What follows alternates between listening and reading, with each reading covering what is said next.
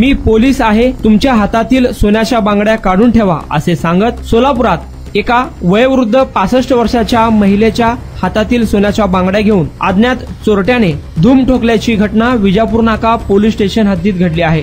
या घटनेमध्ये 4 लाख रुपये किमतीच्या 70 ग्रॅम वजनाच्या सोन्याच्या बांगड्या अज्ञात चोरट्याने हातचलाकी करून पळवून नेले आहे। अनुप्रिया चारुदत्त तुळजापूरकर, वय वर्ष 65, राहणार जुना संतोषनगर, सुधा उपाहारगृहाच्या पाठीमागे जुळे सोलापूर या वयोवृद्ध महिलेने विजापूर नाका पोलीस ठाण्यात फिर्याद दिली आहे। 30 जुलै रोजी 5:30 वाजेच्या सुमारास शिवगंगानगर जुळे सोलापूर परिसरात ही घटना घडल्याचे फिर्यादीत म्हटले आहे। अज्ञात चोरट्याविरुद्ध गुन्हा दाखल झाला आहे। 30 जुलै रोजी संध्याकाळी 5:30 वाजेच्या सुमारास फिर्यादी अनुप्रिया तुळजापूरकर हे भजनाच्या क्लासला एकट्या जात असताना त्या ठिकाणी रस्त्यावर एक अनोळखी इसम थांबलेला होता। तो फिर्यादीस थांबून म्हणाला, मी साध्या वेशातील पोलीस आहे, येथे एका महिलेची चेन काढून घेण्यात आली आहे, मला साहेबांनी ड्युटीसाठी पाठवले आहे, मी तुमचे सोने घेणार नाही, पण तुमच्या हातातील जे काही सोने आहे ते तुम्ही पर्स मध्ये ठेवा असे सांगत त्या इसमाच्या जवळ असलेली एक पर्स बाहेर काढली। चोरट्याने त्याच्या जवळ असलेला एक कागद काढून फिर्यादी समोर धरला। फिर्यादी यांनी भिवून फिर्यादीच्या हातातील सोन्याच्या 4 बांगड्या काढून त्या कागदामध्ये ठेवले